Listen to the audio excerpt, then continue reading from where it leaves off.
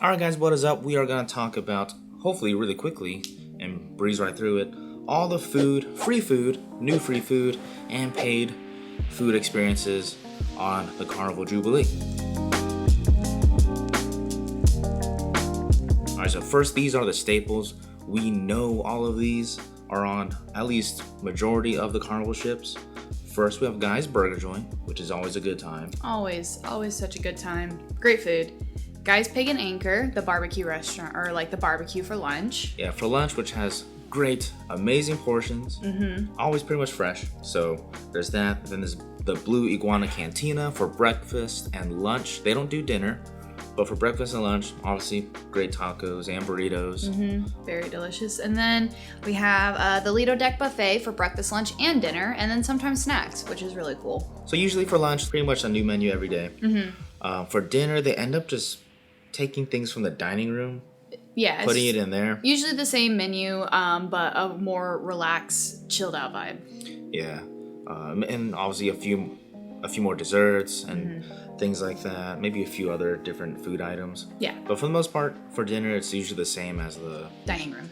And then after that, it's the same on all the Carnival ships, but it's a new name on the Jubilee. Is Buns Out, which is the deli, which is usually in the Lido Deck. It's usually in the buffet area, but this time it's its own area. You can find it on the 8th floor, which is like, your deli sandwiches. You have meatball sandwiches, hot dogs. Grilled cheese, ham and cheese, and a lot of different soups and stuff. It's very nice. And right next door to that is the Coastal Slice, which is the pizza place, also known as Pirate Pizza on all the other ships. However, this actually has a little more options than the Pirate Pizza. I think it has one more new pizza and then some salads and stuff. Right, and it's a bigger spot. And they have more workers, which is good because that is usually a really popular spot, so they're busting out the pieces real fast. And they're still open till 4 a.m. And it's indoors, so you're not sweating your booty cheeks off waiting for the pizza, and the workers have a better environment. Right. And then for lunch only, the Italian restaurant Cucina del Capitano. We didn't eat there for lunch this time, but for dinner, which we'll get into later, but lunch, it's free, so there you go. And it's like that on most of the ships as well. Obviously, it's a given. The dining rooms for brunch and dinner are free, so there you go. And tea time. Now we're going to move on to the new free foods that are on the Jubilee and its sister ships. First, we have Street Eats, which Street Eats is honestly amazing. I would highly recommend trying to go there every day, honestly. Because they always have something new. There was like 3 stands. Each day there was something new at every single stand. And they were always so delicious. The fries Street Eats, that one was honestly our favorite. Always amazing fries. And the fries are like always fresh and crunchy, not like soggy and been sitting there a while. Right, that's the thing. It's usually, for the most part, like 99% of the time, it was crunchy, like fresh fries. It was perfect. So Street Eats was such a cool add-on. I'm so glad they did this. Yeah, like she said, they have 3 stalls. They had the French fries, obviously. They had an Asian section, which was like dumplings or buns, usually, and then they had the Mediterranean. Indian. It kind of changed up because there was both. But that was good. Another new addition to the ship is Shaq's Big Chicken. Oh, I'm so glad they added that one. Obviously, he was happy. This guy loves his fried chicken. It's cool because you can get a chicken sandwich, or you can just get your chicken strips, and they're like really good quality chicken strips. So it's not like your basic, put in the oven or put in the air fried chicken. And you could also get fries. Yes, and their fries are like... They're good. They're like thin too. They're almost like really steak fries in a way. Like similar to steak fries, but they're different compared to the Shaq's... Or, not Shaq's. They're different compared to Guy's Burgers fries. So obviously there's different places you get fries on the ships, but they're not the same. They're different, and I like that. Yes. It's like a new taste, new flavor. And then up in the Serenity Deck, there's Fresh Creations, which is a salad bar. But obviously, if you're in the Serenity Deck, you have to be a certain age. 21 and up. So. But the salad bar is on, I would say, on more the newer ships because it is also on Vista. But like some of the older ones, like Breeze, they didn't have it.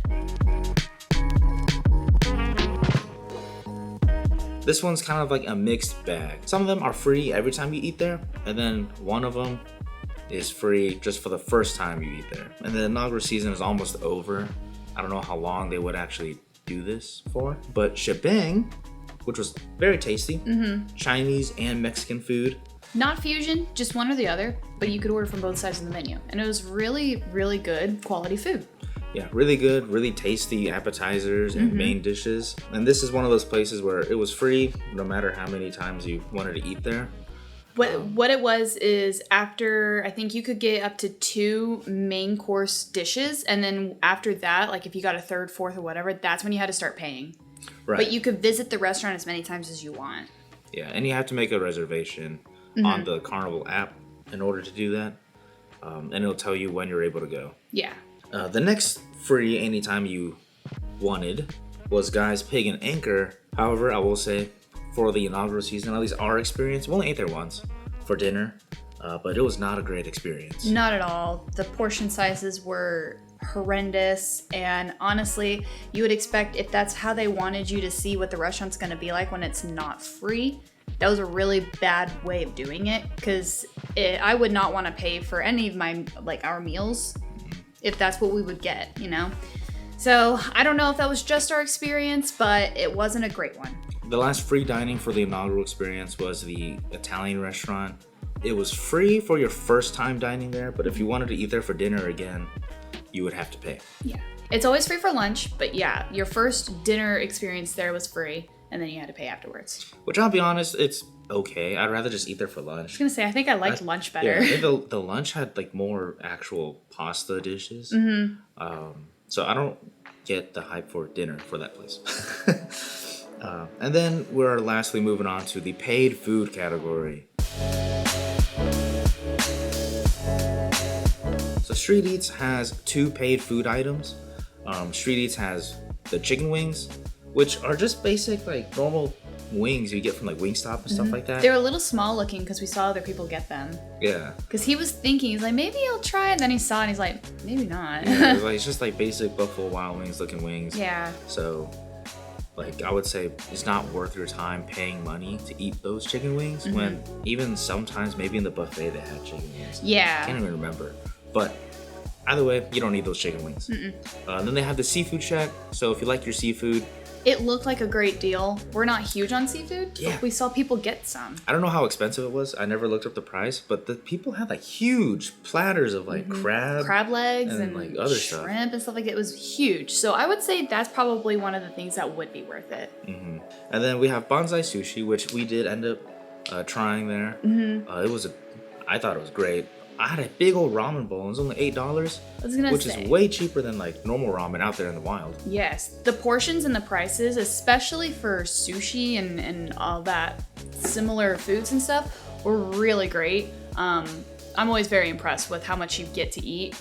I personally didn't care for my dish, but that's on me. I didn't read it clearly, so I ordered something wrong. But I had a ton of food, and it was very fresh, and his was very good. And then right next door to that is the bonsai hibachi place. Which I don't know about him, I really wanted to try, but you have to make a reservation like ahead of time, and it sold out so fast. There was no open spots by the time we actually looked into it, which is a bummer, but I feel like in the future I would definitely want to check it out. It looks cool, fun, like they cook it right in front of you like a typical hibachi restaurant. It's definitely a really cool experience that I do want to do someday. And then we have the Fahrenheit 555 Steakhouse. I have done that in the past. It's pretty pricey. I would say it's not worth it, but other people would probably disagree, and that's fine, to each their own. When I did it, I feel like it was not as good of quality of what I could get elsewhere on the ship for free, so. And then on the same floor as Pig and Anchor and Buns Out and the Coastal Slice is another seafood restaurant called Rudy's Sea Grill. We didn't go. We didn't go inside. Really expensive. Yeah, really expensive, and it's your seafood. Because the Street Eats area is only open for I think like 4 hours throughout the day. Yeah. Sometimes even only just 2 hours, I think, right? All I remember is they were very short hours. So if you didn't get your seafood there, you could go to Rudy's. Again, though, it's a bit pricey. So. And then we have Emerald's Bistro, which I love. That was awesome. We loved it. We went there for breakfast and lunch. For breakfast, we got the beignets, which were incredible and fresh.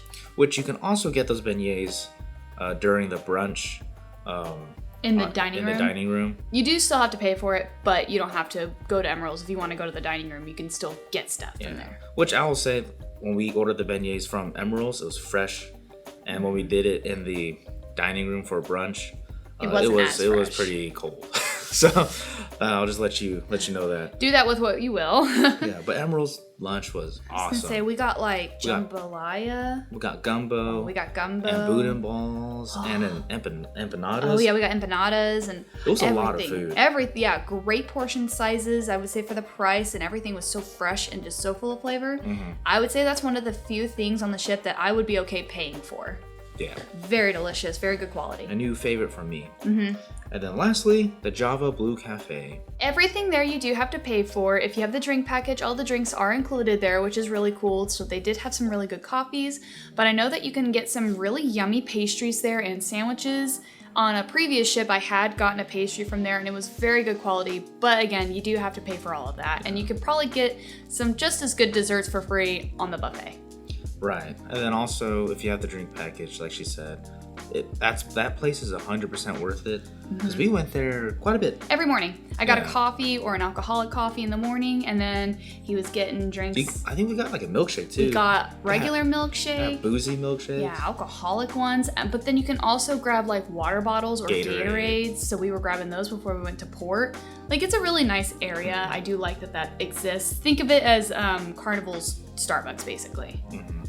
But with that being said, that is all the food and free food and pay food that you can get on the Jubilee celebration and probably Mardi Gras. I know Mardi Gras is a little bit smaller, just a tiny bit smaller. Just a tad, but I feel like a lot of those are probably still there. But we hope this helps. I know sometimes it can be a little overwhelming going on a big ship and not knowing all the food places you can eat, what's free, what's not. So I hope this helps. If you like the video, make sure you give us a thumbs up. If you haven't already, hit the subscribe button down below. Yep, and we'll check you out in the next Cozy Experience. Peace!